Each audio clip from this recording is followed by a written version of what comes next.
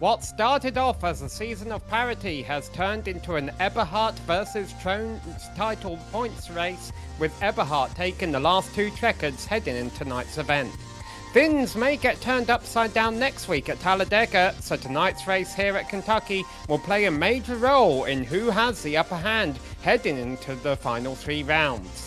Hello everyone and welcome to GSRC's coverage of tonight's Rolling Thunder Racing Series event live from Kentucky Speedway. Tonight's event is sponsored by Slick Race Graphics. Hi everyone, I am Samuel Ryman and alongside me in the booth is Robert Covey. Behind the scenes is our director Bradley Cooper and he's using cameras provided to us by Dougie Beard. Well, the Gen 4 Cup car never really raced here at Kentucky Speedway, so this is going to be an interesting combination for everyone tonight. Let's take a look at the Speedway with our GSRC track guide.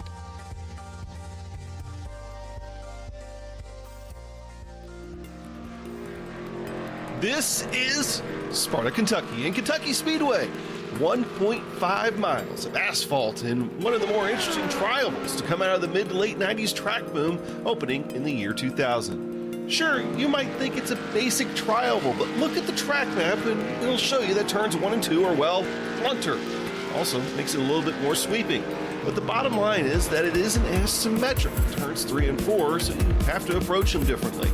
This became even more crucial to note after the track reconfiguration in 2016. Before, both 1 and 2 and 3 and 4 were 14 degrees, but now 1 and 2 have been brought up to 17 degrees. That 3 degrees makes a big difference here. Another big change was that they narrowed the track with 1 and 2 by 16 feet, and that's about 2.5 car widths of a Gen 6 Cup car for reference. Enough of a difference that it changed the line going into the corner. They left turns 3 and 4 alone during the reconfiguration, with the exception of some new asphalt. So the tendency that most cars have to get loose off 4 still as present today as ever. Today, all of NASCAR's National Touring Series run here. The ARCA Series usually makes one stop here, if not 2. The trucks are known for putting on a fantastic show, and the iRacing B Series cars have had some good races here as well over the last few years. And of course, the Cup Series cars will barrel around here. IndyCar ran some races here in the early 2000s, and while real-life IndyCar doesn't make the trip anymore, many iRacing IndyCar leagues still do and put on a great show. Now, sit back and enjoy today's race in the Bluegrass State.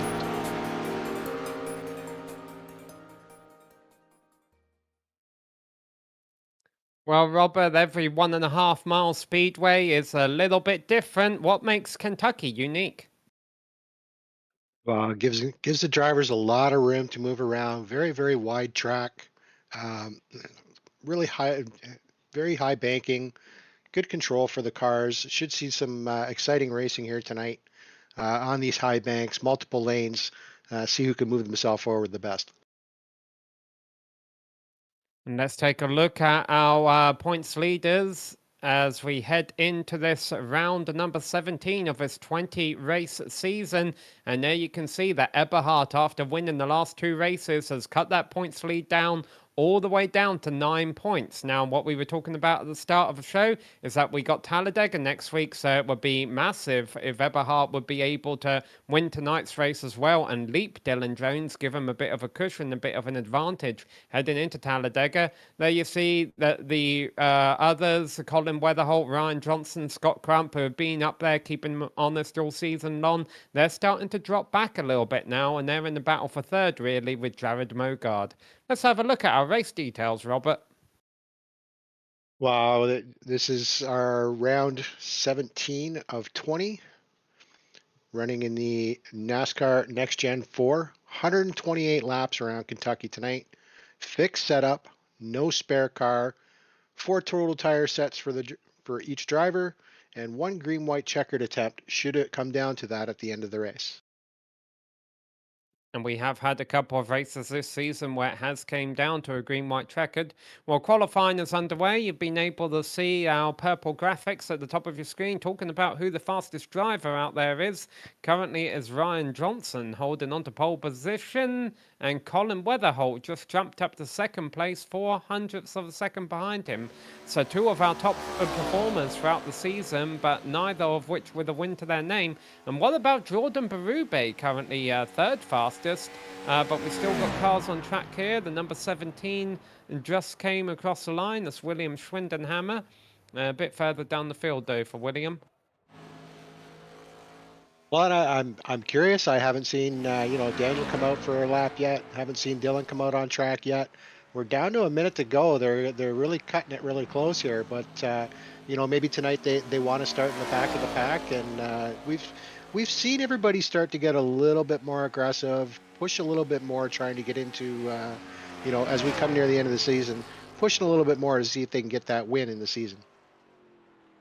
Well, also, it's an evening qualifying session here, so the track gets ever cooler. So I think you're right in that some drivers are leaving it to the last moment. Now, Dylan Jones, that's our points leader. He's just going down the back straight there. He's not going to make it to the line in time. So he's not going to get a lap in. Well, that's what I was saying. Dylan Jones, Daniel Eberhard, neither one of them really putting in a qualifying lap tonight. Whether they got distracted or just feel maybe tonight's one of those nights to put yourself in the back of the pack and, just wait for things to happen in front of you, move forward on attrition, and then put your foot down and go for the overall win. As we see him get into the wall there coming out of the corner. Going to see a lot of that tonight. Yeah, I almost wonder if part of that was Dylan knowing he wasn't going to get the qualifying time in, so he wanted to throw the car into the turn and see how fast it could go, and obviously not that fast. Well, Ryan Johnson will be your pole sitter. We'll do a full grid readout before we go racing in just a couple of moments. What's happening now is a 5-minute warm-up session. We won't see any cars on track for about a minute or so because they're currently having a drivers meeting. But then they will take to the track and get familiar with the setup. And I think any warm-up time here, Robert, is actually going to be quite valuable as we get another look at the Speedway, Kentucky Speedway, because this is an older surface. The Gen 4 car never raced here, so nobody really knows what to expect. But most important is that while the sun is setting here at the Kentucky Speedway, the track conditions are going to be changing, and how the track feels right now during warm-up might be different than how it was feeling in practice when the sun was still out. Well, and I've been watching them, running practice before the qualifying, and and I've said this before, just, certain tracks, the car can get really, really loose on exit. We saw Dylan get into the wall there, whether, he just kind of let off it. But, this is a really rough track. This is Kentucky Legacy. This is the older version of the track. So it's bumpy. There's lots of lines for racing, but, it can catch you out in the tri-oval on the exit out of the corner. The car can get loose and you may go around before you even realize the car's halfway around. So you talk about the 2 championship leaders going to be starting at the back of the field tonight. We're back up to a full-sized field here for the Rolling Thunder Racing Series of about 24 yeah, 24, 25 cars or so. Again, we'll give you that full grid rundown in just a moment. The drivers at the front of the field, 7th place, Scott Crump, is the first driver who has a... No, I take that... No, that's correct. 7th place, Scott Crump, is the first driver in the field who has a win so far this season. The first 3 rows on the grid are all drivers hunting for their first win. Well, and like I said, we've seen it, we've seen things start to pick up a little bit. And I mean, as you mentioned, Dylan and Daniel starting in the back, what is the, what can be the consequences of this for them? Could they get caught up in one and, maybe hurt them both? Our top 6, 79 point differential, 3 races to go. If something catastrophic happens with Dylan and Daniel, I mean, they're going to be starting pretty close to each other. How does this affect them? How does this affect our other drivers that are battling for a championship? Can Daniel, as you said, win tonight and open that lead up over Dylan? Do both of them have an issue tonight? And maybe Colin Weatherholt comes up and puts his name in the hat as we ride on board here with Randy Nichols, our bearded man. It's great fun to watch. He's very communicative over the radio. Really sits over top of that wheel and had a really good run last week. So I think he's looking forward to doing the same thing this week. Yeah, I'm trying to lip read. I wonder if the other competitors are watching the stream trying to do the same thing here. But you can see he's not having to fight the wheel too much, it looks like. I mean, granted, we've got the Drivo cam here, which is probably stabilizing a lot of the view for us. Let's yeah, here we are, still on the Drivo cam. He's got that wheel. He's not putting a whole lot of steering into it, but that is going to change as the race goes on tonight. Tyre wear has been a concern in this car at every track throughout the season, and I think it's going to play a major role here tonight. Sometimes we see times fall off by about 3 seconds over the course of these 30-lap stints. Well, and in the information we've received, this is actually really the first race where the information I have received says that they are going to burn through tires. Oh, that hurts. And I mean, that's something they've really, last week they struggled a little bit, but not a lot. And we haven't seen a lot of tires struggle, but I'm hearing a lot tonight that tires will be a struggle tonight. Pit entry will be a struggle tonight with this legacy track and the rough surface. And just how much room there is for the cars to move around. All of a sudden, the "Don't Hurt Me" stickers on Lane Doyle's car makes sense. He doesn't want anyone to demolition derby his car during warm-up, like we were seeing a little bit out there. All right, there we go. The clock counting down the final seconds. Always resets a couple of times here, which is understandable. iRacing has a lot of stuff to do in the back end when bringing up a racing session. There we go. Warm-up is over in 3, 2, 1. And now it's time to have a look at our grid for your 128-lap race here tonight at Kentucky Speedway, round number 17 of a Rolling Thunder Racing Series. And as we mentioned, your front row is going to be taken up by Ryan Johnson and Colin Weatherholt, Michael Larch, Justin Rideout, row 2, Jordan Berube, Matthew Robinson, row 3, 5th and 6th on the grid. What does that mean? That means our top 6 have 0 wins between them throughout the whole season. Scott Crump has a couple of wins. He's dropped back a little bit in points though, because he wasn't at last week's race. He is 7th on the grid ahead of Jared Mogard. John Lewis has been coming on strong here as of recent. He will be starting 19th ahead of Trevor Williams, who's made it into the top 10. Yeah, and bringing up row 6, we've got Randall Nichols alongside Jacob Manning. Really happy to see him back. We've missed him the last couple of races. Great fun to watch him races in VR. Row 7 is Luke Smith alongside Lane Doyle. Row 8 sees Bo Tiffany with Jason Maines.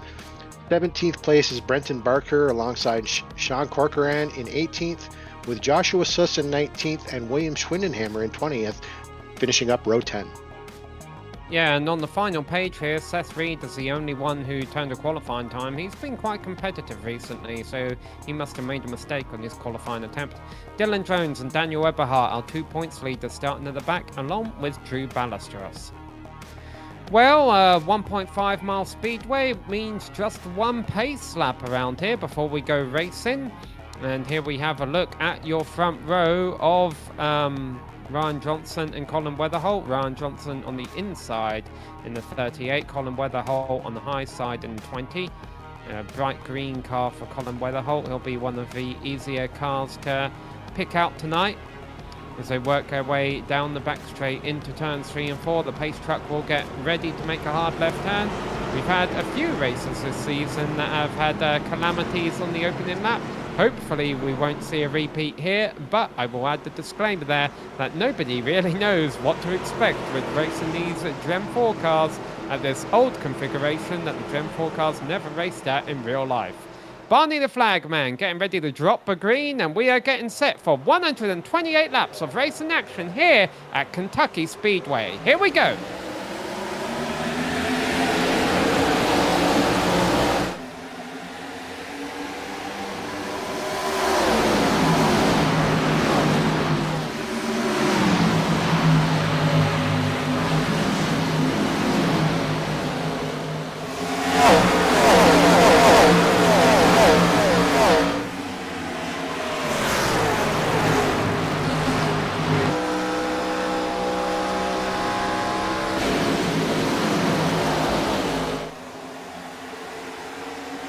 Ryan Johnson tried to make a move stick down low in turns 1 and 2, but it didn't work, and Colin Weatherholt was able to power out on the high line and keep the lead. But both of our two runners who started on the front row have put a little bit of a gap on the rest of the field.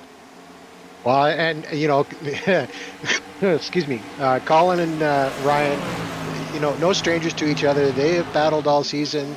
They've been bumper. They've swapped positions. They know what each other is capable of.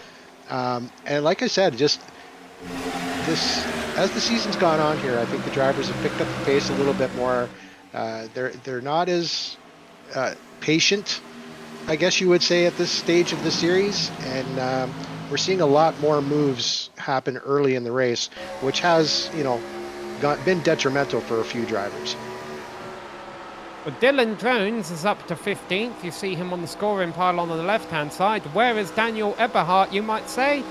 We don't know. He is not out here on the racetrack right now.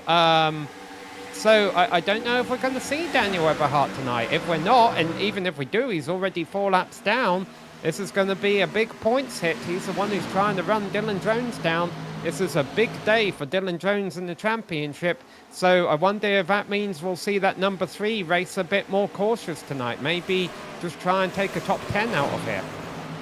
Well, and I mean, that is, you know, good catch there. I was actually just starting to look and see, you know, how much he had moved, if he had moved up. And I mean, he's completely gone from my timing screen, which would say to me that he's done for the night. He's completely left the server and did not come over into the race session, because I'm not even seeing him grayed out.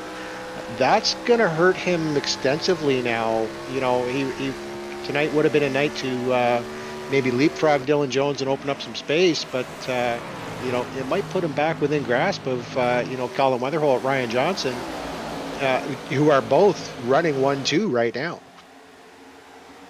Yeah, you make a good point there, Robert, that if Dylan Jones does get in a crash tonight and ends up finishing 20th or worse, that would be a massive points day for everyone that we were talking about fighting third in the points there. So, you know, that's why I think Dylan might have to be a little bit cautious today. He's got a lot of work to do. We're talking about being cautious. Ryan Johnson all over the rear bumper of Colin Weatherholt here in this battle for the lead. You also notice that Sean Corcoran is a lap down. Not sure what the story is there, but he did start from the pits. Obviously, if there's a caution anytime soon, he'll be the one to get the lucky dog. Up front, looks like Colin Weatherholt just yielded the position to Ryan Johnson. So Ryan Johnson has gone into the lead. It doesn't look like Colin Weatherholt's too upset with running second. No, we've seen this all season. Like I said, they both know each other very well. They've you know, they've been nose to tail before. We see, you know, battle for third, fourth, fifth, you know, under contention here. You know, everybody's trying to find a different line. You can see they can go 3 wide here. It's just that corner entry and that exit is where you really got to watch the slide of the car, because just like last week, when you're coming out on the exit, the car just wants to slide right up the track there. And if you're not paying attention or you're 3 wide, there's a good chance you could end up in some calamity. So this battle for third is really one of the more intense battles on the track right now as we ride on board the league organizer Justin Rideout. He's got a clear track in front of him, but if you look in his rearview mirror, he does not have a clean track behind him. Up to his high side is Michael Larch, and now we get that rear view. There is Michael Larch in the orange number 2 machine. That's Matthew Robinson there in the 34, back there in 5th position. And Scott Crump with that black hood is running in 6th place. Yeah, and as we've said, and I like to repeat it, is Justin is out here. He's not he's not in the championship hunt, but he is out there to make those that are running for the championship hunt make their life a little miserable. He is the league organizer. I'm sure he'd love to have a win under his belt in his own league. He's going to drive. He's going to push these guys. He's going to do his best not to be an instigator of an incident. But he's not going to go easy on them. He's not going to make their lives simple. He wants a win himself, even though he is not currently in the championship hunt. It's already in 10 laps into this race. The lap times are still competitive, running just a couple of tenths a lap slower than what they were at the start of a race. But I'm sure as we get deep into the run here, obviously the tyre fall-off is going to be a concern, and we'll see how much... which drivers have been able to take care of their tyres. Continuing back through the order there, that purple car is Jordan Berube in 7th place, so he's part of this train as well. In fact, this train pretty much goes all the way back to the last car in the field. There's not more than a second or two between any of these cars. Yeah, Justin's got a little bit of pressure from behind, making him, I think he's kind of protecting a little bit, but unfortunately he's letting those other 4 in front of him kind of walk away from him here and open up some space, which can be detrimental, can be good, depending on, how things go through the corners. But definitely got to protect that position he's in with Morgard right behind him. And so Weatherholt is looking at Ryan Johnson here. Now, the nice thing about with a 1 second lead over the rest of the field, these two can run side by side like this for a little bit and see what lanes work, what doesn't work, and they're not going to have third place run them down in a hurry. In fact, the battle for third is probably slowing those guys up down there a bit and allowing these two to break out ahead even more. But Colin Weatherholt tried to use the low line, which is what Ryan Johnson tried to use early on, and it's not working. The high line definitely seems to be the preferred passing lane at this point. Yeah, you can see the grayness there as we ride on board here with Ryan Johnson. Just good, clean, doing some serious wheel work there, but he's pushing the car, and you can see out the rear view just the way they, the grooves in the concrete of the pavement. And I mean, that is what the track is like, and I mean, that just tears the tires apart. So the more wheel movement you got to put in, you're going to rip up that right front tire. If you're on it really hard, you're going to heat up those rears, and you can see them getting those wiggles as they come out of turn 4, coming into the tri-oval. Yeah, and I was misreading the timing screen actually. The lap times are already about half a second to a second off a pace, so the tyres are starting to wear. Meanwhile, keeping half an eye on Dylan Jones and his progress through the field. He's up to 11th, but here we are watching Scott Crump and Justin Rideout.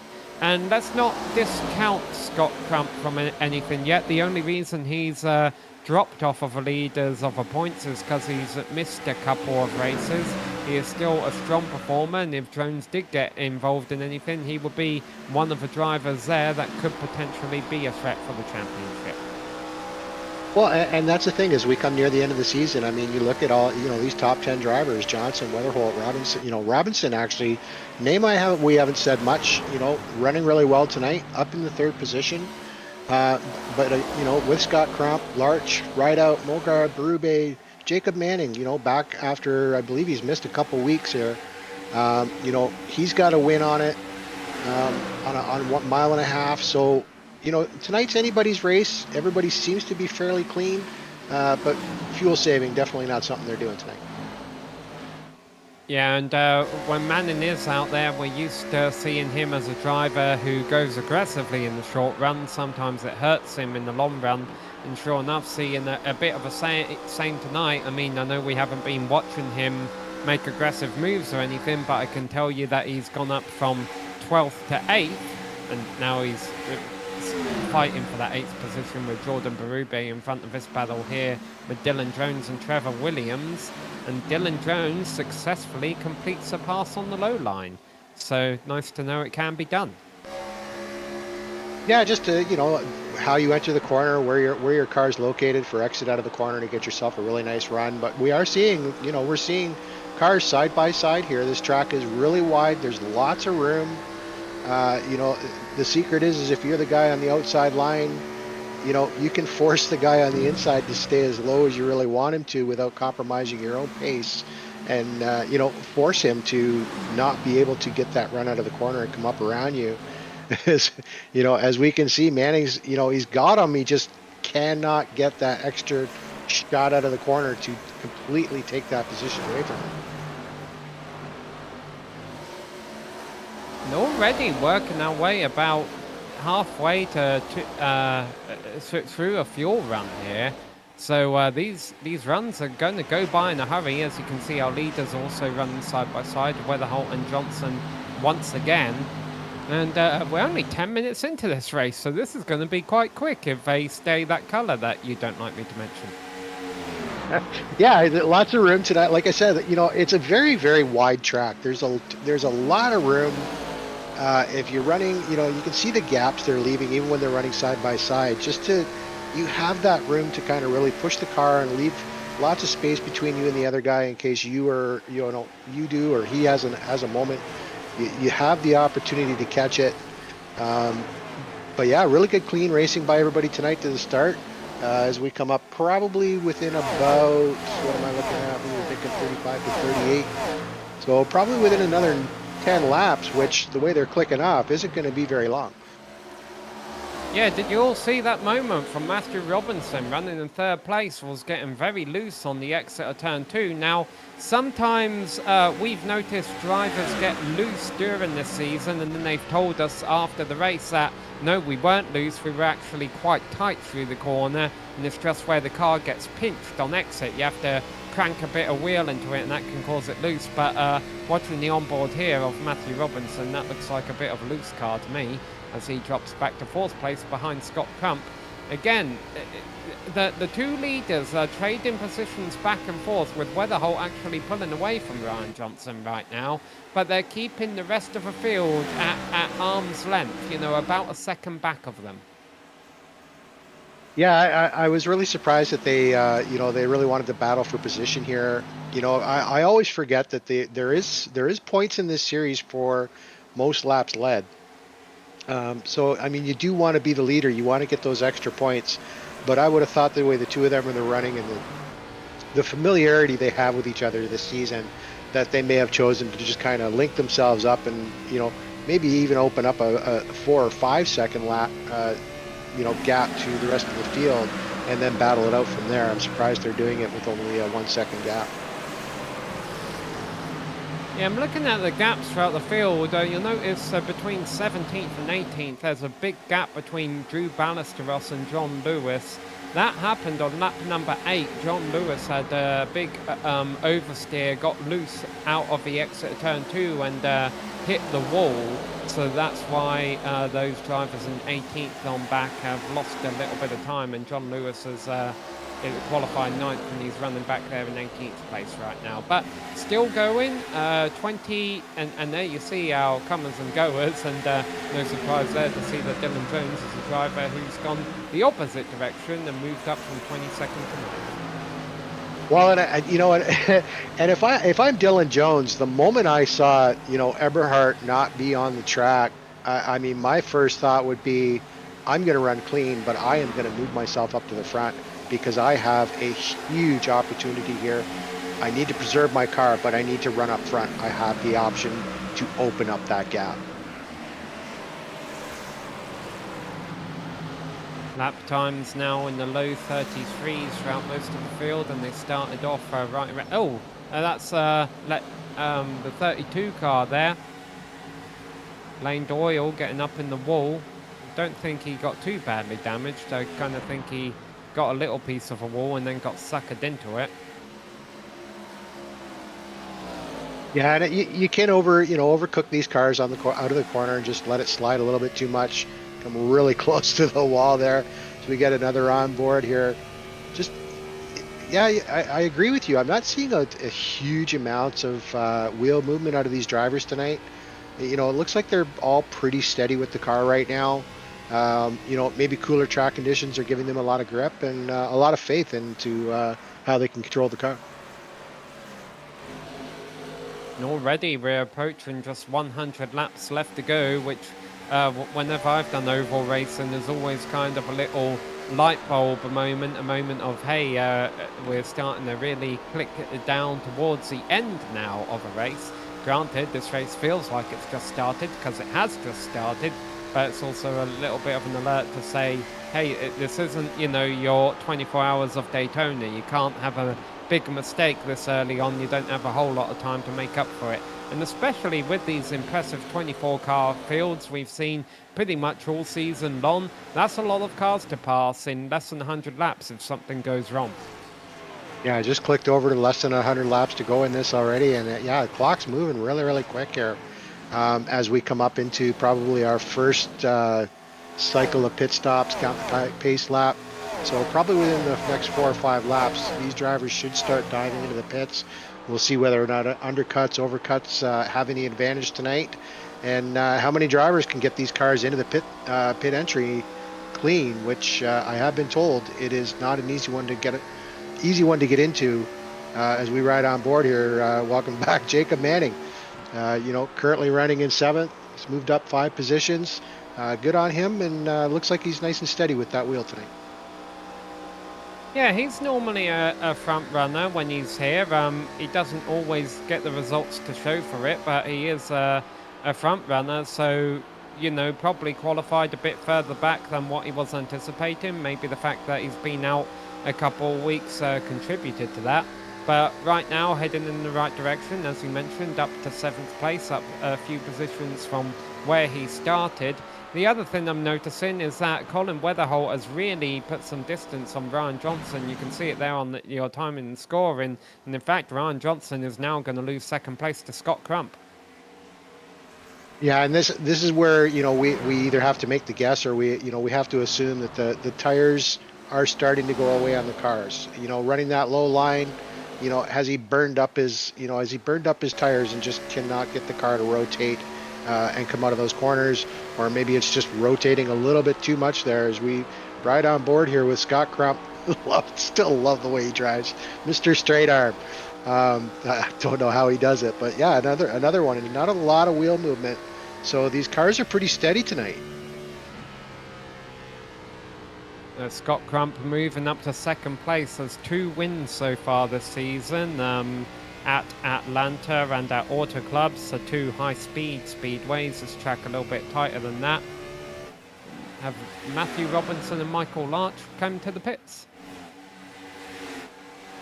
Oh, that's an interesting. So that's 32 laps, and they're in the pits. Is this strategic? Get it done and out of the way and see what you can run, or is this a case of, like I said, the first time really this season I've received high tire wear is an issue, and the tires are just falling off these cars. Yeah, normally the consensus throughout the top runners throughout this entire season, no matter what track we've been to, has been you want to go as far as you can, because the tyre fall-off has been so bad in this car throughout the season that even though, yes, oh dear, speeding penalty for Matthew Robinson there. Even though you do lose 3 seconds a lap, really, being out there on older tyres, if you're out there on just 1 or 2 lap newer tyres, being that extra 0.2 faster throughout a run is worth it. It's worth it to go long, and that's why you see a lot of our leaders staying out. Yeah, we did see that last week as well. A couple calls that, one went bad, one went good, and a couple went good. So tires are definitely, advantage here. Starting the race in the, 31.6s, Colin Weatherholt's last lap, 33.3. So, yeah, almost a 2-second fall off before he comes into the pits as he rounds and does lap 35.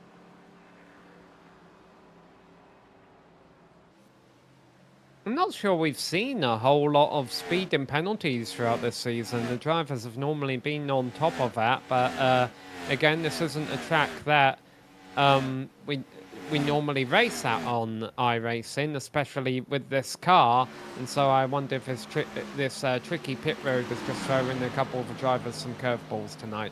As we've got, this is the 2 car that has pit. Of Michael Larch passing cars on older tyres that have not pit. Yeah, we should probably keep a good eye on Colin Weatherholt, Scott Crump, Ryan Johnson. You know, our top 10 here, they're all running around. We were told probably a max 38 laps, and they're all coming around right now on lap 37. So it's going to be interesting to see if anybody has the ability to stretch this a little further than the estimates we received, or if we are looking at probably the best possible time to pit with these cars. Yeah, as you mentioned, we were told the pit window would go as long as lap 38, but Ryan Johnson's in. Yeah, so yep, I have a feeling pit road will get very busy here in the next lap or two. Yeah, definitely. And Colin, actually, you know, I'm just trying to think back. Colin is one of those drivers that always seems to have that extra lap that extra lap before everybody else. It's hurt him a couple times, but it's also been a big advantage to him a couple times this season. Oh, he's definitely got an extra lap here because he's completing lap 38. Now, of course, me being me, I'm trying to do the math to see what lap you can get to and make it a 2-stop race. I think it would be lap 42 or 43 or so. Yeah, coming around, completing lap 39. It'll be interesting to see whether or not he has the ability to push it that far. Actually, I think I just heard there is the possibility he's coming in. Yeah, it was on the radio, and sure enough, he comes in. But not everyone does. I have a feeling no one's going to be able to make it to lap 43, but I'm kind of curious. Well, and that's the thing. I mean, it's going to click over to lap 41, you know, as he comes down pit lane here. You know, Jacob Manning, Luke Smith, Randall Nichols, all wholesale, everybody jumping in the pits now, pretty much clicking over at lap 40. So a couple of extra laps other than beyond what we had received as an estimate, and that's including the pace lap. So 41 laps may actually be doable. Yeah, Scott Crump comes in at the completion of lap number 40 right as Colin Weatherholt comes out of the pits. So, of course, everything's going to be a little bit shuffled out with those drivers who pit early, such as Michael Larch. They're going to... Michael Larch may even be our race leader here for a couple of laps, but he's going to have the rest of the field coming at him pretty quickly. Yeah, it's going to be interesting to see how this all shuffles out with those that, you know, jumped in on lap 38, 39, those that jumped in on lap 40, just to see what the difference is. You know, how big of a difference is a 1 to 2 laps more on a set of tires? And Jason Maines is still not been into the pits. There's your 42. He's on 42, so... Has he been saving fuel all this time? Yep, I think that's exactly what's going on here. So Maines is trying, I think, to do a 2-stopper here. Oh, as Brenton Barker's in the wall outside of him. Yeah, I was just seeing that. I was taking a double look to see if he was actually scraping the wall. Looks like Maines is coming in now.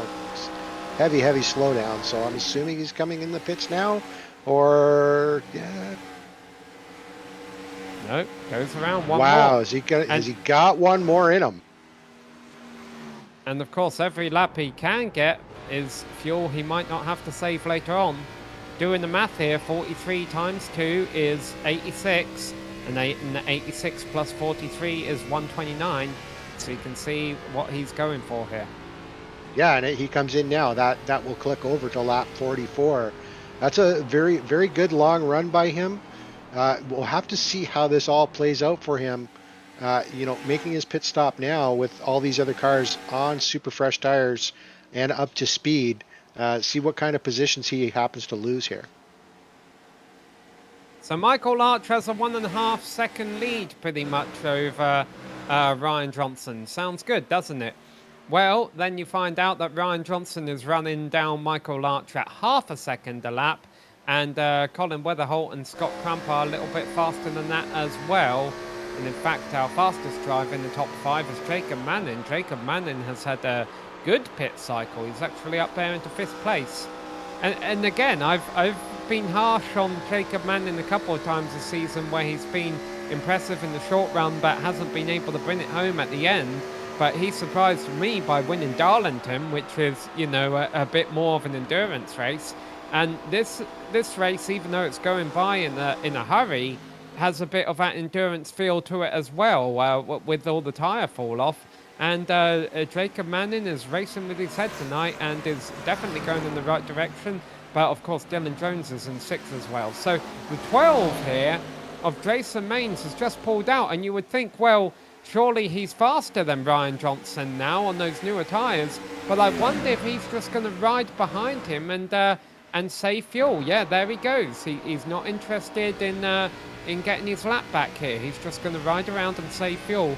We have had, I want to say, 2 caution-free races this season. Yes, two races that have gone caution-free. So that's probably what Jason is hoping for here. Well, and I mean, the numbers this season for this entire league have just been great. You know, the drivers have turned over 2,000 laps this season, not counting tonight. 92.4% average green flag runs per race. 217 lead changes through 16 rounds. 6 different winners. Only 2 green-white checkers. That definitely says something about every driver in this league, whether they're running up front or they're running in the back, that they can run clean, but they can run fast as well. And here comes Ryan Johnson and Michael Larch not really fighting the outside here. He's going to probably let the inevitable happen. I mean, he's not rolling out of a gas, but he wasn't running Johnson up to the wall, knowing that higher line was a preferred passing lane. And so Ryan Johnson back up towards the lead, but Colin Weatherholt now also within a second as he's working his way through some lap traffic. That's Joshua Suss in the 14, and the 12 car up there is Jason Maines, who of course could go faster than all of these drivers if he wanted to. It's really up to the question of, does he want to? Well, and you know, Michael as well, you know, you have to, you know, he's got 5 more laps on his tires. So, you know, if they are saying that the tire wear is bad, we are going to see a lot of movement tonight, even when it's a, you know, 2 or 3 lap difference in these tires.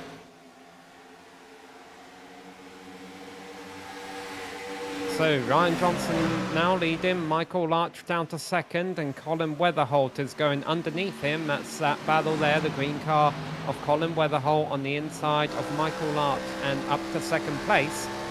So all of a sudden, you know, things get a little bit spread out after pit stops here when people come in on different laps, and some people are out there hot lapping on new tyres and some people are out there struggling on old tyres, but then they all accordion together shortly after the stops, and that's what we're seeing right now. The top 5 covered by 3 seconds, and still the fastest of them is Jacob Manning in 5th. Yeah, again, like I said, really happy to see him back. You know, he's a fun driver to watch. It's really fun to see you know, how he's done this season. Really missed him the last couple rounds. You know, we saw when he got his first win of the season, just the amount of happiness, the celebration. He had his cam on, got you know, fist bumps from his dad. Just the enjoyment he takes in racing in this series. And, you know, he's been told, you know, he's even been mentioned by, you know, Daniel Eberhard, Johnson, Weatherholt, these top front runners, saying that, you know, he is no slouch. He can drive this car, and he is somebody to worry about when you're on the track, and not worry about that he's going to wreck you, but worry about him taking your position away from you. And Jacob Manning, as he's getting ready to pass Michael Larch for 4th place here, I mentioned he's the fastest car on the track right now. Well, you might ask, well, does he have newer tyres than everyone else that's trying to three-stop this race? And the answer is no. It's Scott Crump has the newest tyres out there, and as a matter of fact, we might want to go up front because the top three leaders are all on top of each other, and the first one of them has older tyres and the driver in second, who has older tyres and the driver in third. But this is great news for Drake and Manning, because as these three get ready to maybe even think about three wide, they're all going to be holding each other up while they're running side by side like this, and that's going to allow Jacob to run them down. Well, and as you mentioned, Scott Crump has had, a couple wins this season, but there, again, there's Colin. Colin Weatherholt has ran great all season long, just hasn't been able to put that car on the top step of the podium. Seen the second step a lot of times, seen the third step a lot of times, just cannot seem to get on that top podium step. And I'm sure he'd really like to see that happen tonight. But I think Ryan Johnson is going to tell us we go three wide here. Oh my goodness. Yeah, I was joking about it a lap ago. I didn't think they would actually do it. Yeah, and you saw how high up into the wall there Ryan got. It just took all the momentum out of his car. Probably had to get out of it, or he was going to actually clip that wall. But great racing by all three of them, and it just gives you the sense of how wide this track is and how much room there is to make a move on this track. Again, though, out of these three drivers, Scott Crump has the newer tyres.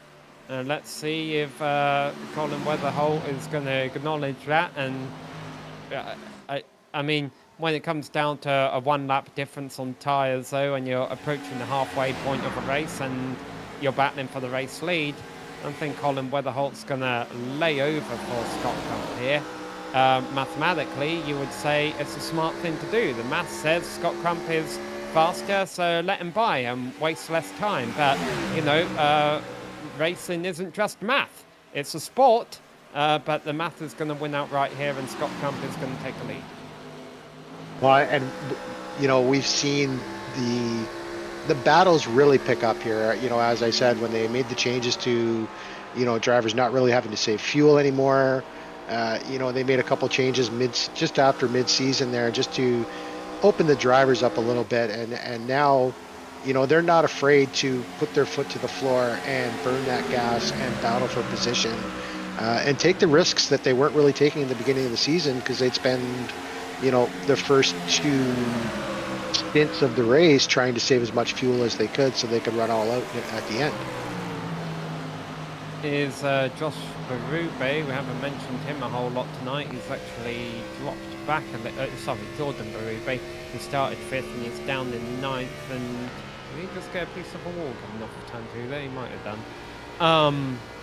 But what I was going to say is leaders are getting ready to get involved in some lap traffic. We do have three cars out there right now, four cars out there right now running off a lead lap. Jason Maines, who of course is trying to two-stop this. Matthew Robinson, who had the speeding penalty. Joshua Suss, who started towards the back and just hasn't quite got to terms with this track, it seems. And Sean Corcoran, who started from the pits and is actually multiple laps down now. Yeah, not sure what happened to Sean there. I think maybe he got himself to the wall. Had to come in, and he's been in the pits now for going on 5 minutes, so probably a lot of repair to that car. But again, everybody really running really well tonight. Haven't seen a lot of drama. We've seen a lot of nice, clean battles. Some drivers. We recognize a lot of the drivers up front. Justin Rideout, league organizer, running in seventh tonight, making it difficult for everybody. As Jared Mogard, Luke Smith, and Jordan Berube finish out the top 10, who are names we actually said quite a bit last round. They've all really picked up the pace. And the other thing about all the close racing we're seeing right here is a lot of oval racers here on the iRacing service have been thrown into the mix of close racing all weekend long. Racing out there in iRacing official Daytona 500 series events. I've I did a couple this weekend, Robert. They both ended in crashes for me. But if you do go out and do that kind of racing, I find it makes you a little bit more confident when you get out here on tracks like this. It's like, oh, there's 5 car lengths between me and this other guy. I don't feel close or scared at all. Yeah, it can really throw you off. I mean, even running, a different event right before running, the league on the Sunday night, can really it can really throw you off. I know, one of the leagues that I'm in, I actually missed the first race of the season because, you know what, I was focused on the Daytona 24 hour, and that's just where all my focus was. And sometimes that can happen to these drivers because as much as we love the leagues, we really love getting into those iRacing special events as well. So, did you do any Daytona 500s this weekend? No, my league ran a Daytona 500 equivalent the week before, so I kind of had my fill of 3 hours of racing around Daytona. So didn't run any of those this weekend, but definitely doing Bathurst next weekend. Definitely a beautiful racetrack there down under. And hey, look at another thing that's beautiful for these drivers running up front right now is the lap counter. We are about to hit halfway here in this round number 17 of a Rolling Thunder Racing Series. Tonight's race being presented to you by Slick Race Graphics. And it is Scott Crump who has a half a second lead over Colin Weatherholt. Weatherholt again looking for his first win this season. Scott Crump would be looking for his third. But I would vouch to say that right now, obviously a caution would change anything, but I think any of the top 5 drivers could win this race. And why is Lane Doyle going slow? Lane, he came in and did a pit stop. I saw him coming in. He's 2 laps down now. I think he might have had a bit of an incident there, and I can't really see whether he's got any damage on the car. Yeah, he slapped the wall when he was merging back out onto the racetrack after the pit stop you were talking about. He got some wheel spin getting back out on the track and put it into the inside wall. Yeah, heavy hit, just lit the rear tires up. Rear end came around on him, and yeah, you can see a lot of damage to that car, having a hard time holding it straight. To be right on board in this replay, car just let go, just said nope, I don't want to be this low, and too much rotation, and around she went. Yeah, so I lied. That looks like he had actually been out of the pits for a lap, but maybe trying to make the most of those newer tires. His car was telling him on the hood, "Don't hurt me," but he did it anyway, unfortunately. Yeah, as we see, Michael Larch now he's dove into the pits here, so coming in for his pit stop, 33 lap stint, clicking over to 34. So we'll see where this puts him out. He was 5 lap older tires last round, and so some of these guys pushed to 40. So this could really hurt him having to pit this early. Yeah, so this is Michael Larch playing the numbers game rather than the game that the leaders tend to use. It's simple math again that if you want to have the newest tyres as possible throughout the race, you want to divide this race up into 4 even stints. So the way to do that is to pit every 33 laps or so. Pit on lap 33, lap 66, lap 99. That'll take you to about lap 128. So that's probably why he's coming in this early each time. It's so he doesn't have to do as many laps on really old tires. It's not a bad call. He was up there in 6th place, so he's got a decent run going. Yeah, no, like I said, I'm really curious to see how it plays out, because yeah, like you said, some just say, you know what, if I split this up evenly, I get fresh tires every 33 laps, eventually I'm going to have better tires than everybody else, and that's the hope. But maybe if that very pretty yellow flag happens to show itself, then it's an advantage. I just feel right now it's a little not quite there. And lap traffic, of course, is playing a factor throughout the whole course of the race. We were watching Michael Larch have to navigate his way around traffic right now, and Scott Crump, he's right in the thick of the back markers here. So These aren't drivers that have dropped by the wayside. These are the backmarkers who are having good, solid races. They haven't ran into issues. They're just not as fast as leaders, and they're out there running their race. You know, Robert. They're not going to just lay over for Scott Crump and Colin Weatherholt here, and that could present an opportunity for Colin to maybe take a lead back. Yeah, again, you know, such a wide track. There's so much room. You know, if you can get the guy on the, you know, if you can get the guy on the radio, maybe ask him to go to, you know, high side, maybe go to low side. But other than that, I mean, there's so much room on the track. Just, you know, run your line, but run a predictable line. You know, at least, you know, at these speeds, at least run a predictable line. So when the leaders do come up on you, they can maneuver themselves away around you, you know, without a lot of effort. But you know, we can see that that lap traffic is definitely playing a part in this front lead. As Jacob Manning's in.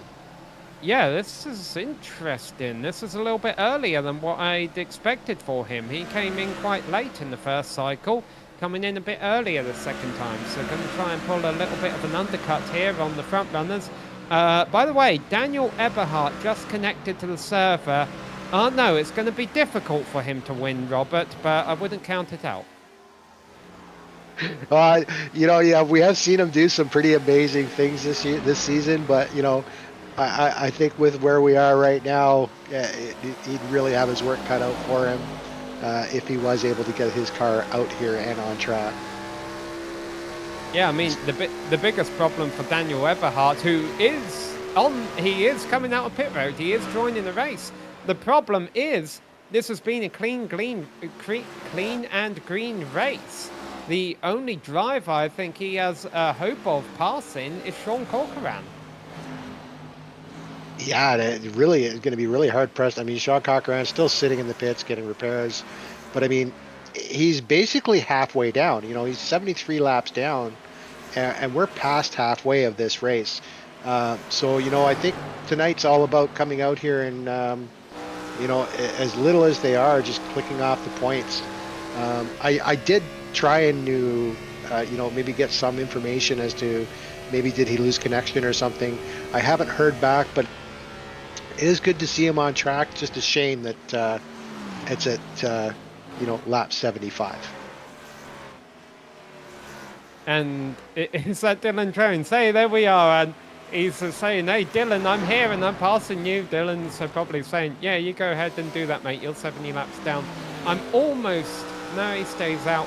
I'm almost wondering if at some point he does bring it in early here, and you know, he's just out here on track right now to score the points for getting 24th rather than to not score any points at all. Well, and the biggest... Ooh, sorry, that was almost contact there. Oh, I saw that too. Yeah, and I mean, the biggest thing here, you know, look at our top five. Scott Crump, Colin Weatherholt, Ryan Johnson, Dylan Jones, and Jared Mogart. And, you know, with Daniel Eberhardt out of the picture, those are our top five in the championship.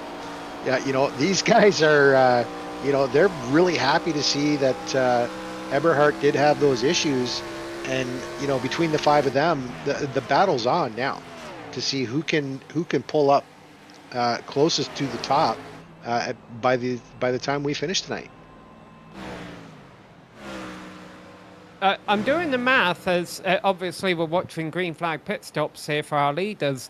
There are not enough laps, I don't think, left in this race for Eberhardt to pass Sean Corcoran. I mean, I could double check my maths, but it's not looking promising to me. So even if he is out there for that extra point for beating Sean Corcoran, I don't see it happening. Obviously, he's not going to race anyone while he's out there. He's not going to get in anyone's way. He's smart enough to know his situation. But we're smart enough to know the situation here, and that's that the two leaders are on top of each other, getting ready for their pit stops. Yeah, and I just, you know, just caught a glimpse there. You know, look who's sitting in sixth place again tonight. Randall Nichols. You know, Randy, you know, our bearded man, he has been running some great racing these last 2-3 rounds. We didn't mention him much, but his name's been coming up a lot here in these last 2 or 3 rounds, just with his consistency and where he's been able to place the car. Dylan Jones in. And Scott Crump and Colin Weatherholt's coming in. So Scott Crump, our leader, stays out.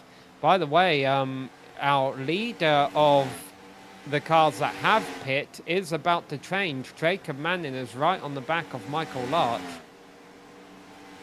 But again, both Michael Larch and Jacob Manning are going to have quite old tyres in comparison to Weatherholt and Scott Crump. Yeah, once again, it's all in, pit entry, pit exit, and, how quickly you can get around the track to, put yourself in a position where that car that is pitting, that's a lot of braking. Hope he made it in. Well, we'll find out soon enough if he's in his pit stall for an extended stop. So Jared Mogard, Trevor Williams, and Jason Maines. Oh, yeah, remember Jason Maines? We're seeing how deep he can go. Randall Nichols and Drew Ballesteros are drivers who have yet to pit. But as I talk, a lot of those drivers have hit pit road. Yeah, just waiting on Jared and Trevor. Scott Crump, as you said, on pit road. Really good quick pit stop by him. Didn't hear anything about any kind of black flag, so obviously no speeding penalty for him. Managed to get her slowed down in time. Have to see what he can pull off now coming out of the pits here with fresh tires as Jared Mogard has dove into the pits. And Trevor Williams will temporarily take the lead of the race.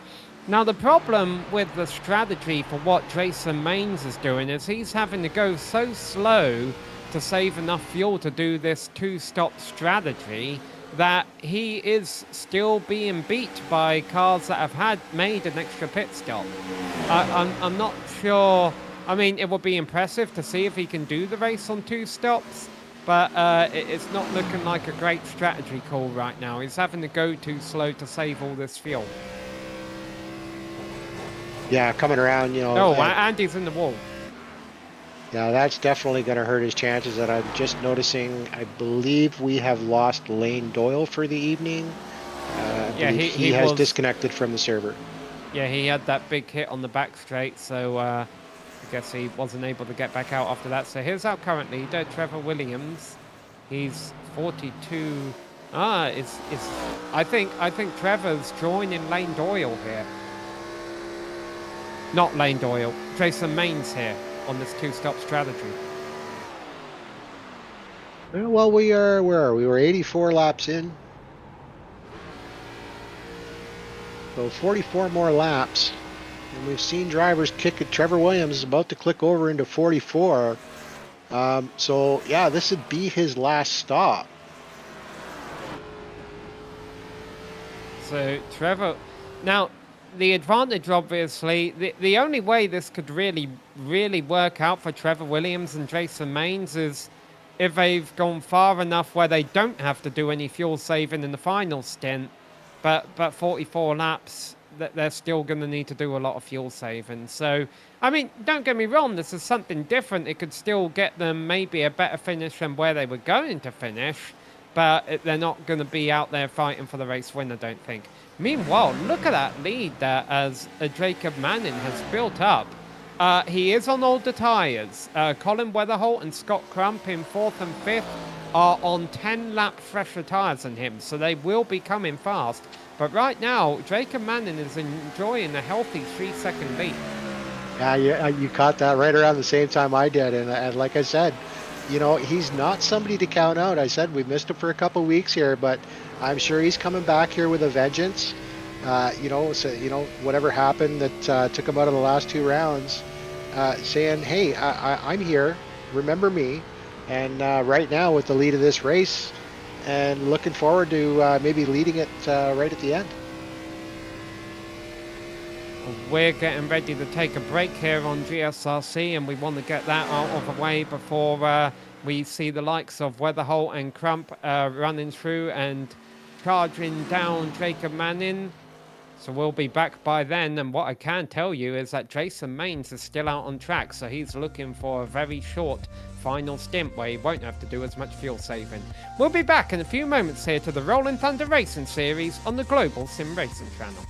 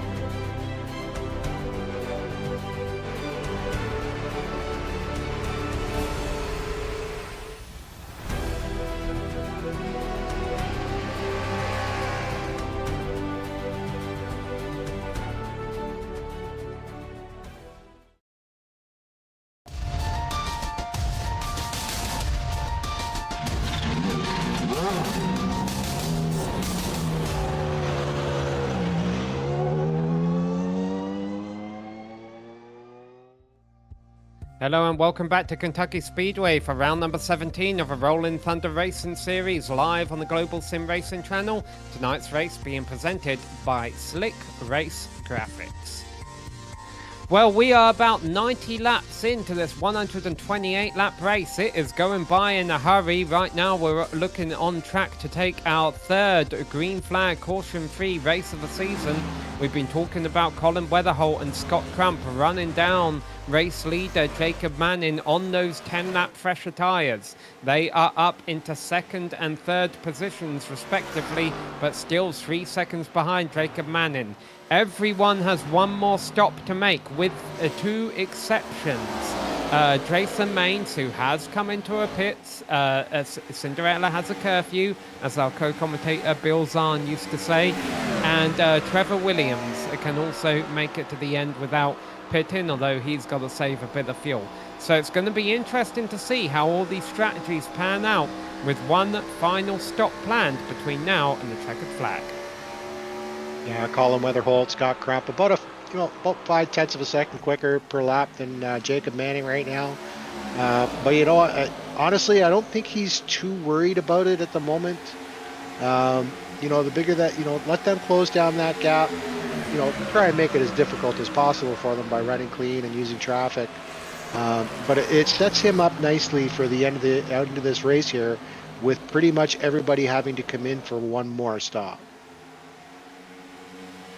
And this battle between Weatherholt and Crump has been going on throughout the whole night. Dylan Jones is 8 seconds back now of these leaders, and his tyres are about the same age as them. So he's really not a part of the fight for the race win tonight, but I think he's okay with that. I think he knows this is a big points day over that driver that you see behind him, Daniel Eberhardt, who's multiple laps down. And honestly, the best sim for Eberhardt, I think, is actually a green-white checkered at the end. I think that's the only way he's going to have enough laps to leapfrog Sean Corcoran. But again, that's just one extra bonus point he's playing for there. Yeah, maybe just out here to, pick up what points he can. I'm sure he didn't expect to be this far down the field or this many laps down. Again, possibly, I don't know where exactly he is, but maybe weather problems, maybe family, maybe just internet connection issues, and was not able to take the grid tonight. Sure, it's going to be a bit of a gut wrencher for him. Maybe we'll hear something about it in the league chat later on tonight. But right now, our top drivers, Jacob Manning, Colin Weatherholt, Scott Crump, Ryan Johnson, and Dylan Jones, don't really care where Eberhard is right now, as long as he's not the cause of an incident. And I take that back. My math is wrong for the second time tonight. Daniel Eberhardt does have enough laps left to leapfrog Sean Corcoran. He'll be able to do it with about 5 laps left to go or so. So good news for Eberhardt fans. He might be able to finish 23rd out of 24 cars here tonight. The drivers looking to finish first are Jacob Manning, Colin Weatherholt, Scott Crump and Ryan Johnson, although Ryan Johnson's on slightly older tyres right now, so we'll wait and see how things work out for him. But here we go. This is a Weatherholt-Crump battle that we've been watching all race long, and they're about to run down and gobble up Jacob Manning, who I don't think is going to be able to put up much of a fight on 10-lap older tyres. And here goes Weatherholt to his inside. But with his pit strategy, does this put him in position that it took them long enough to catch him, that come the end of the race, he is that front car with that ability? If he can hold on to them here, and he's making life a little bit difficult for Crump there, making him take the low side of the track, keeping his car where he wants it. Now just needs to hold on, try and preserve as much of those tires as he can, so that when he comes out on that final pit stop, he can open up as big a gap as possible as we ride on board here with Scott Crump, the straight arm man, looking for another win on the season himself. And the other thing that throws a curveball into this final stop, of course, is that the leaders tend to agree that throughout most of a race, something happened. Jacob's in. Yeah, and this is kind of what I was talking about. For the first couple of stops, you want to go as long as you can. Not necessarily for the last stop, because if you go to lap 125 or so, well, great for you, but you only get to use your new tyres for 3 laps. If you come in now, you can still get 29 laps for Jacob Manning out of these newer tyres. So I wouldn't be surprised if some of his competitors respond to this early stop. Yeah, definitely. I was really surprised to see him come in here, but yeah, I mean, lap 100, 28 laps to go. These guys have to pit, and he's coming out on new tires, and their tires are 20 laps old. So what kind of spacing can he give himself so that then when they pit in another, if they go to what they've been doing, 20 laps, yeah, 35, so at least another 20 laps, where's he going to be sitting? This might have been a really good call by Jacob tonight. And the best news for Jacob Manning is he's got no traffic. That he's literally came out on pretty much his own spot of racetrack right now. So nobody's going to be holding up. He's going to be able to make the most of these new tires. And that is a great feeling.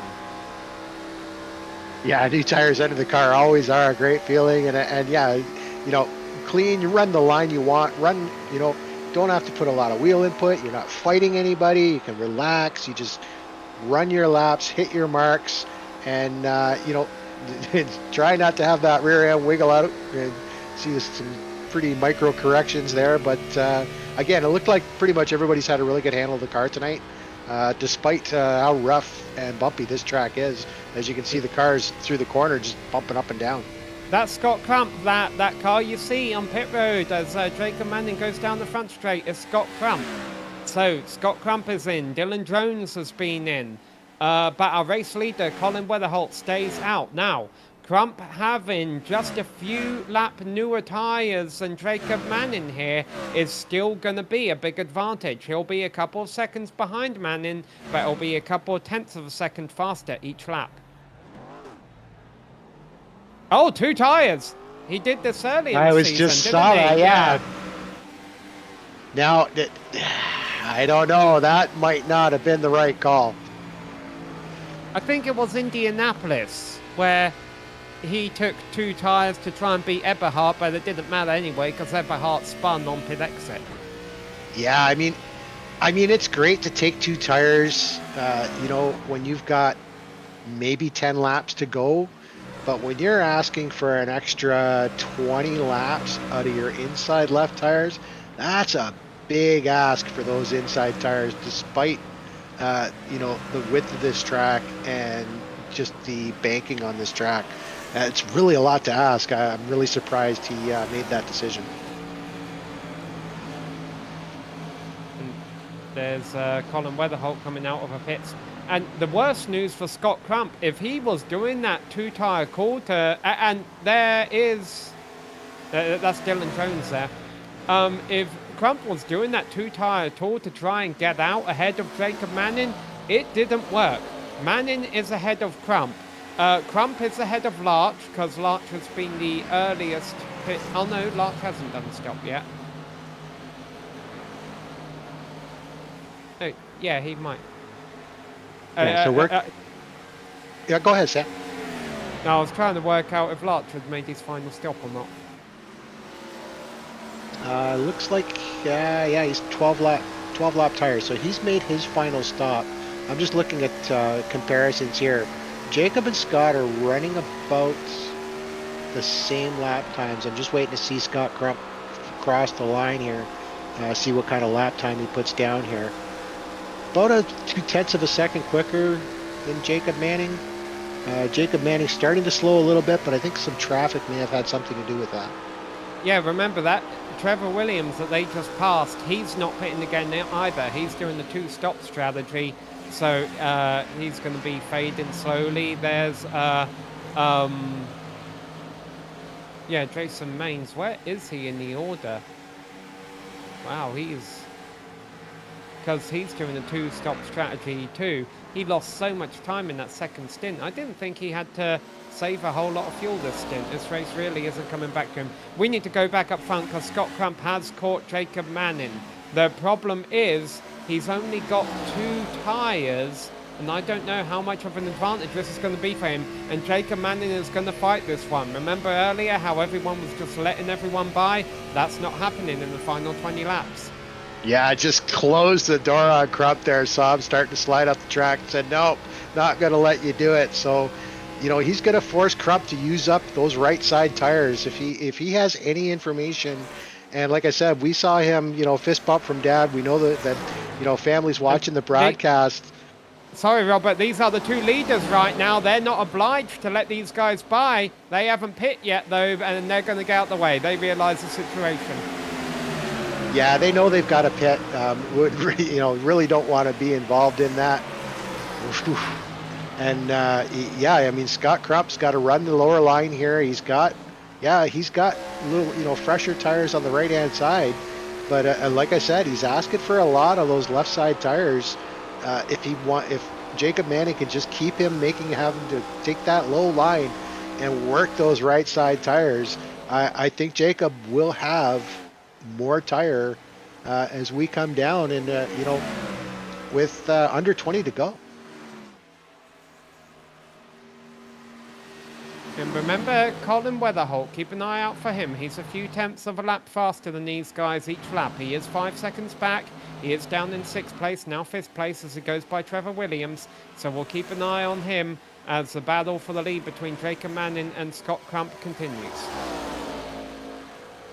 Now, again, like I said, I'm going to help Jacob. No, I mean, if he does have family watching, the best thing they can tell him right now is, just hold him off. If he gets around you, you've got newer tires. You can come back at him, whether or not you really want to do that, because it looks like, just making those passes tonight, even with fresh tires, takes a good, 1.5 to 2 laps to really get around that car in front of you.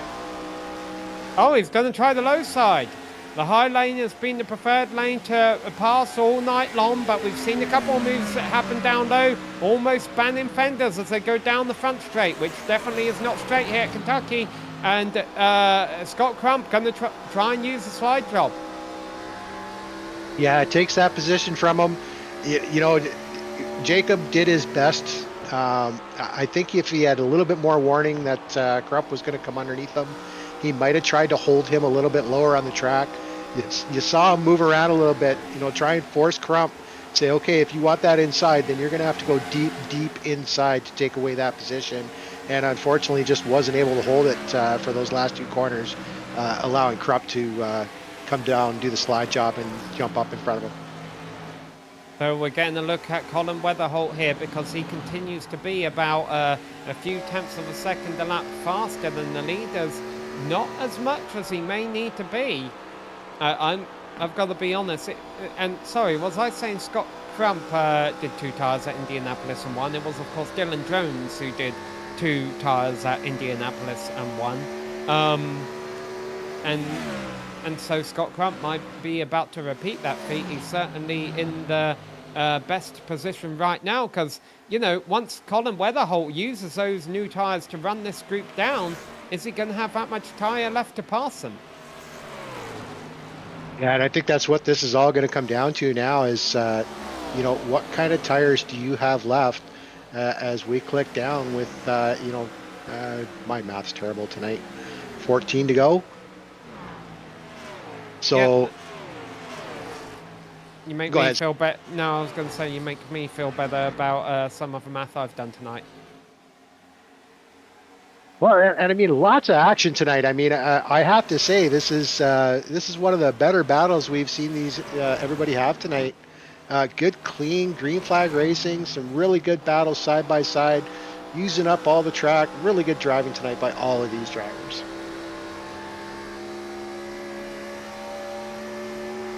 So, Crump has won 2 races this season. This will help him in the points battle a little bit. It doesn't help that for him that Dylan Jones is still running a solid 5th. Jacob Manning is looking to win on his return, but quite frankly, I just don't think that's going to happen at this point. Colin Weatherholt is really the biggest threat to Scott Crump, and but I don't know. 2.5 seconds back, I'm not sure he's going to be able to pull it off, but a lot of drivers have proven me wrong throughout the season. In fact, more often than they've proved me right. Now he's about 5/10 off, about 5/10 quicker last lap around than Jacob Manning and Scott Crump. So, I mean, he's making the pace, but 2.5 seconds, 5 per 12 to go. He's got to run clean, try and avoid traffic. But you know, it's possible. I don't think he will have enough. But as you said, these guys have done their best at proving us wrong on our estimates every race this season. Yeah, well, mathematically he's done enough. 0.5 second a lap, he could run Scott Crump down in 4 laps. The problem is the traffic and how much tyre is he going to have left once he's past this traffic. So Jacob Manning will be battling him for position. The 17 there, William Schwindenhammer, is 2 laps down, so shouldn't put up much of a fight. The 12 car of Jason Maines is 1 lap down. His 2-stop strategy hasn't really worked out for him. But this is still going to be holding him up. Even though these 2 lap cars are just letting him by, that's still going to be costing him time. Yeah, he's closing that gap now, you know, but, you know, you see it open up there coming out of the corner as Weatherholt's got to deal with that lap car. Jacob looking like just falling off a little bit, not able to, you know, keep up the momentum through the corners. You know, just, that's fine. He might have, you know, maybe just used up the tires a little bit, trying to hold off Crump, who has, you know, opened up almost a 1.5 second lead here at this point. So definitely he's having fun running in clean air. It's very easy to be a Colin Weatherholt fan right now because he's came close to winning a couple of races this season. I remember Watkins Glen, he had that race in control until Eberhardt took it away from him, and then Weatherholt actually ran out of fuel there. But the biggest disappointment or shame of the season is just that he's been up front so many races this season without getting the deal sealed. And I think this might be his best opportunity, but he really needs to clear Jacob Manning in a hurry, and he's going to be able to do it. I'm starting to feel a little bit more optimistic now for Colin Weatherholt, but he's still got to run Scott Crump down, which he can do, but then also pass him as well. By the way, pass for 23rd place, Daniel Eberhardt, P23. And there you go, extra points. And yeah, you know, you know, being where I am, I've interviewed Colin a lot this season. Like I said, he's been on that second step of the podium, just hasn't been on the top one. And, you know, just the pace he's running with 7 to go, can he finally pull it forward and give Scott Crump a run and say, no, you know what, I want my first one of the season, and it's going to be in Kentucky. 33.0, 32.7, 0.3 of a second. He can run him down in 3 laps at that pace, but dirty air, you know, and Scott Crump taking his line away. It's not going to be an easy walk in the park for Colin Weatherholt here. Now the question is what are those right side tires like on Scott Crump? And because, I mean, Colin Weatherholt's got, if I look at the pits, he took all 4 tires. So he's got 2-lap new tires all the way around the car, whereas Scott Crump only has 2 set newer 20-lap on the right-hand side. And seeing Ryan Johnson in 3rd, starting to move forward a little bit, but you know, I don't think he's going to be able to put up much of a fight.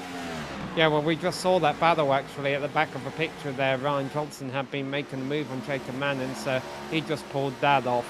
And they should finish there. Ryan Johnson, as you mentioned, if the top 2 leaders have a battle and hold each other up, if it gets a little bit fisticuffs here in the closing laps, Ryan Johnson might be able to run them down and do something about it. Right now, Scott Crump enjoying 0.3 of a second lead. At the rate that Weatherholt is going, Weatherholt is about to get him. Now, I hope I'm assuming that lapped car is on newer tyres because he's all over the back of Weatherholt.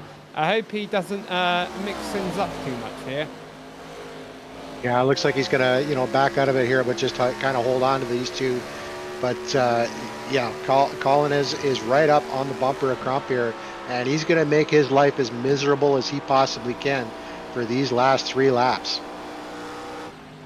That's William Schwindenhammer, the first car 2 laps down in 18th place, and it looks like he understands what's going on in front of him.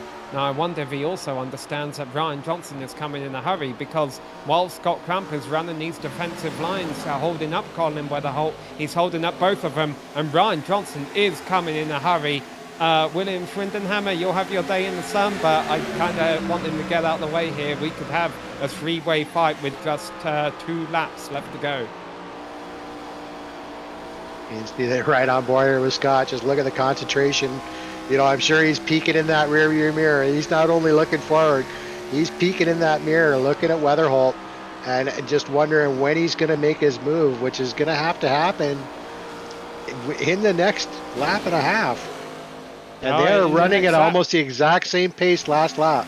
Yeah, here we go, because Colin Weatherholt can't go anywhere. White flag in the air. Colin Weatherholt looking for his first win on the scene of the season on the low line. This has been the undesired passing line, but it has been possible, and it's possible this time. And those 4 fresh tyres are working for Weatherholt. Crump's going to have nothing for him. Crump is going to have to look in his rearview mirror, or is he? He's going to throw it in down onto the inside to turn 3, but those 2 tyres are not going to stick. He might be open to a challenge by Ryan Johnson from behind, but finally, Colin Weatherholt is a winner in the Rolling Thunder Racing Series here at Kentucky Speedway. Now, I'm sure he is absolutely ecstatic with that, and I'm sure Scott is absolutely devastated with that. Seeing that win so close, and Colin just come and take it away from him in the last 4 corners. Well, he knew he was coming, and Colin Weatherholt made his move on the front straight. And yeah, at the start of a race, it looked like that low side wasn't a desired lane for parking. But Dylan Jones was the first one to show that you can pass down low there and do a slide job. We saw a couple other cars do it. And on the final lap, that was the move that got Colin Weatherholt his first win of the season, as he gets ready to celebrate in front of the virtual fans here at the Kentucky Speedway with an old-fashioned wall burnout. I'm going to blame the paint for that. He's doing everything right. It's a painted surface. All right, well, we're going to take a quick break here on GSRC. We'll be back with a full race rundown and drive interviews. Don't go away.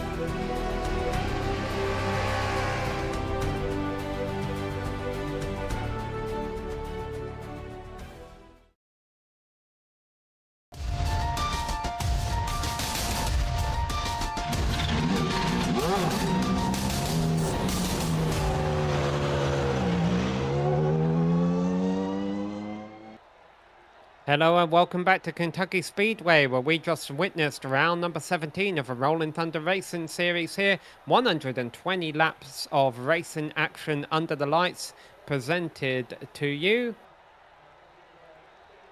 Sorry, lost my script here. Tonight's action was presented to you by Slick Race Graphics, and there we got their graphic as well.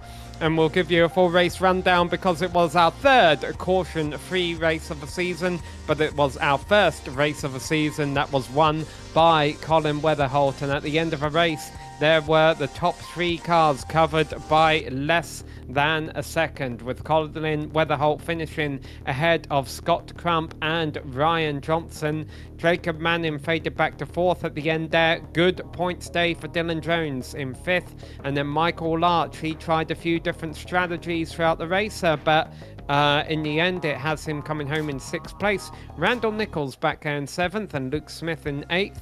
I've got to confess, these drivers toward the tail end of the top 10 didn't get a whole lot of screen time given by the exciting battles going on up front, but we also have Jordan Berube and Jared Mogard rounding out our top 10. Yeah, a good run by all the drivers tonight. Trevor Williams in 11th. League organizer Justin Rideout finishes in 12th. Drew Ballestros in 13th. And Jason Maines, the first car a lap down. Obviously, whatever bad pit call strategy kind of hurt him for the evening. Bo Tiffany in 15th. Seth Reed in 16th. Brenton Barker in 17th. And then our drivers multiple laps down. William Shandenhammer in 18th. Matthew Robinson 19th. And John Lewis in 20th. Yeah, Joshua Suss was also a few laps down in 21st place, and Lane Doyle hit the inside wall to park the car in 22nd. Daniel Eberhardt picks up an extra point by beating Sean Corcoran for that valuable 23rd place finish, and if he wins the championship by 1 point, he might remember today. Alright, well, we have our top 3 finishers here to talk to.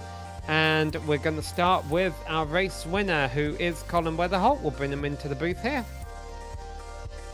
And here is Colin Weatherholt. And I've begun a lot of interviews by copying and pasting it time and time again, Colin, that you were one of the fastest drivers out there not to win a race this season. I don't have to say that anymore. I've got to find a new way to introduce you. Race winner at Kentucky. Yeah, I like the sound of that. That's awesome. Yeah, it feels really, really good to finally get that win on the record there. It seemed like in the opening laps it was difficult for a lot of the drivers to make a move on the low line. Did that low line start to come in during the race, that winning move that you pulled on the final lap? Yeah, maybe. I know obviously I had 4 fresh tires versus Scott's 2, but I really just was running the low line just to save tires, and then if I saved them enough, I could still pass the guys on the low line if they were running up a little bit higher and burning up their tires. So yeah, the low line worked. I drove kind of a different line in 1 and 2, really arching the corner and coming back down off the bottom and squaring up the exit. But yeah, the second groove was definitely I probably preferred on pace. So, 2 moments about your race with Scott Crump there, because you were pretty much in a race with him all race long. Were you surprised to see when you knew that he had taken 2 tires on that final stop? Yeah, it completely caught me off guard. I didn't even know that was going to be a viable option, and it almost worked for him there. So props to him for thinking of that one, because it was witty. And then my second question was on the final lap. I thought it was pretty much game over once you had him cleared out of turn 2. But of course, you're racing for the win. It's the final lap, so he threw it into the inside, going into turn 3.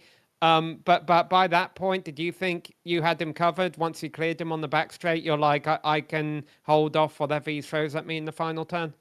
I mean, yeah, barring any contact, I think the second lane in 3 and 4 was definitely faster, and when you got fresher tires and you're cleared going into the corner, I knew that he was probably going to try to send it up the inside, so I left a little bit extra space just to make sure I got a good drive off the corner. But I kind of saw it coming, but luckily it didn't quite work for him. Well, this is a nice day for you in the points. Obviously, Eberhardt finishing all the way back there. Still a good, a good points day for Dylan Jones to maintain his points lead up there with a 5th place finish. Are you thinking about the points at all, considering that Talladega is next week and anything can happen? I'm probably thinking about points tomorrow. Tonight is just finally happy to get that win. I not to say that I deserved any wins, but I definitely let one or two that I know I could have slip away. So yeah, this feels really good. All right. Well, who would you like to thank for getting this done for you tonight? Yeah, big thanks to HB Racing, Black Magic Motorsports, Bones Motorsports, and then big thanks to Slick Race Graphics for sponsoring the race. Well, congrats on your race win. That's the first time I've been able to say that. Hopefully not the last. Appreciate it. That was your race winner, Colin Weatherholt, finishing just a few tenths back. Well, Scott Crump and Robert, you've caught up with our second place finisher. Well, hello there, Scott. Congratulations on the P2 tonight. Threw a curveball at everybody there. I went 2 tires on the last stop. Almost worked out for you. Did you just didn't have the grip at the end there? Or walk us through that final battle with Colin. Yeah, I didn't have much shot. I knew he was going to get to me there. Yeah, I don't know. I thought it was going to work. I came out about 6, 7 seconds ahead. Looked pretty good.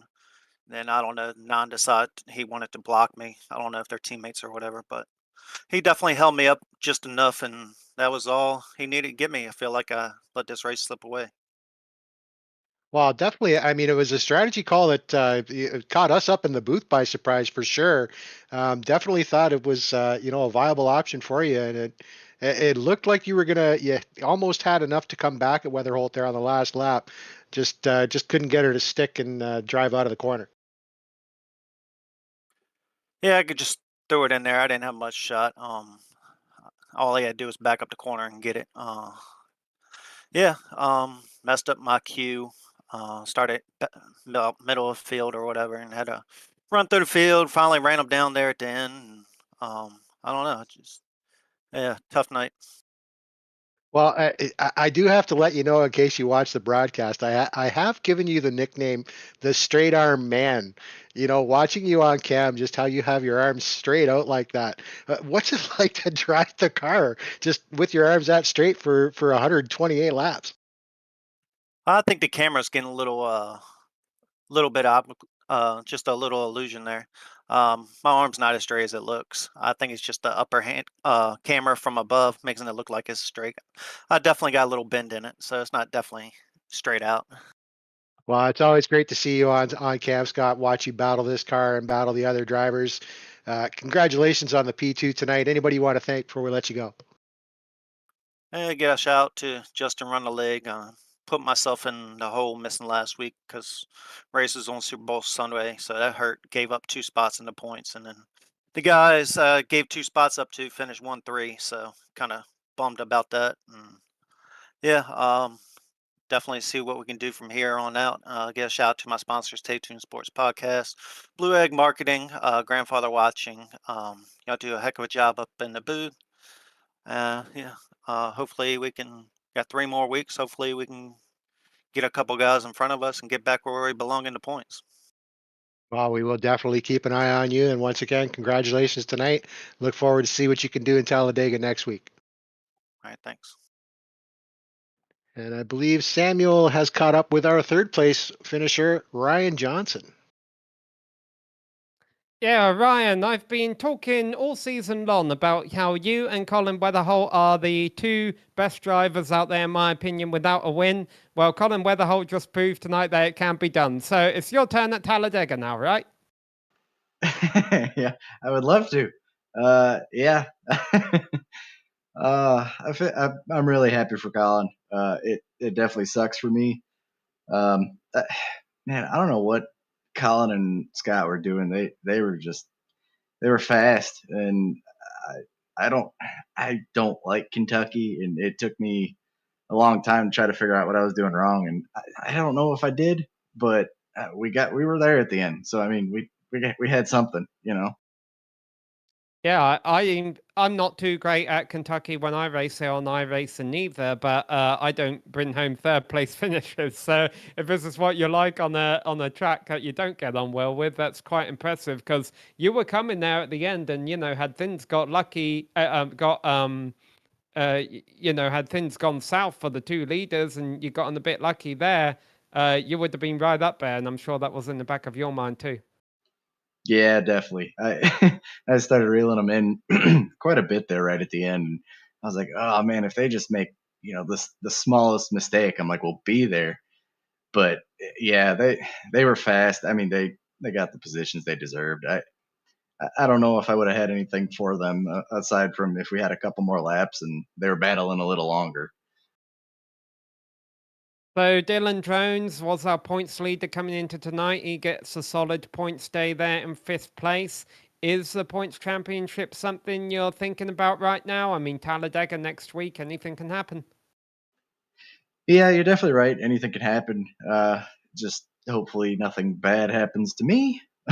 But yeah, I mean, Talladega is a pretty big wild card this late in the season. We'll see. People got their heads on straight and how it goes next weekend. And I mean, hopefully we can have another really good run like tonight. Yeah, I mean, been wanting that points championship all season. We just struggle with like little things here and there and trying to clean it up. And I mean, tonight we finally did for the most part. We just didn't quite have enough speed like some of the other guys did. But yeah, we're looking forward to Talladega. I'd really like plate racing, and hopefully me and my teammates, we can work well together. Well, solid points race for you tonight and a good podium finish. I know it's not what you were after, but, still a little bit of momentum here heading into the final 3 races. Anyone you'd like to thank? Yeah, Justin and all our admins at Rolling Thunder Racing League, you guys at Global SimRacing Channel for broadcasting, Slick Race Graphics for sponsoring the race tonight, all the drivers that come out and put on one hell of a show after 128 laps to have 3, possibly 4 of us battling for the win at the end there. That's something. And my teammates at After Dark and Turtle Shells for my paint. All right. Well, thanks for coming to talk to us, Ryan. And I would put money that you'll be a race winner by the end of the season, but I've lost money in the past. But hopefully this time I won't. I would say I hope not. I mean, I don't want to make Prove me this one. wrong. Prove me wrong, Ryan. Prove me wrong. I'll do my best. All right. That was Ryan Johnson, our 3rd place finisher here tonight. One of the top drivers in the points. But I'll tell you what, Robert, all season long we've been saying these drivers are friendly. They're racing each other, but, they're being friendly about it. I think it's starting to show that we're hitting the closing points of this championship because the drivers who finished 2nd and 3rd tonight were not too happy about it. Yeah, you could just kind of hear the dejection a little bit. I mean, we are coming near the end of the season. Points are at a premium right now, and they want every spot they can possibly get. But I mean, absolutely phenomenal racing tonight. From the drop of the green flag to the checker, no cautions, full clean, side by side racing. Absolutely fantastic show. Well, we would like to thank all of the competitors and the organisers in the Rolling Thunder Racing Series for putting on tonight's event and giving us this fantastic show. Thanks to the team today, Robert, Bradley and Dougie. Make sure to check out our social media website and our merchandise store, and don't forget to subscribe to our YouTube channel as well so that you don't miss another moment here on GSRC. Our next race for the series will be the same time next Sunday night as we head to Talladega. We also have upcoming races for our other series listed on the screen, so be sure to check those out, mark them down on your calendar, and don't miss another second of exciting racing action. But until next time, race clean, race hard, and we'll see you on the track.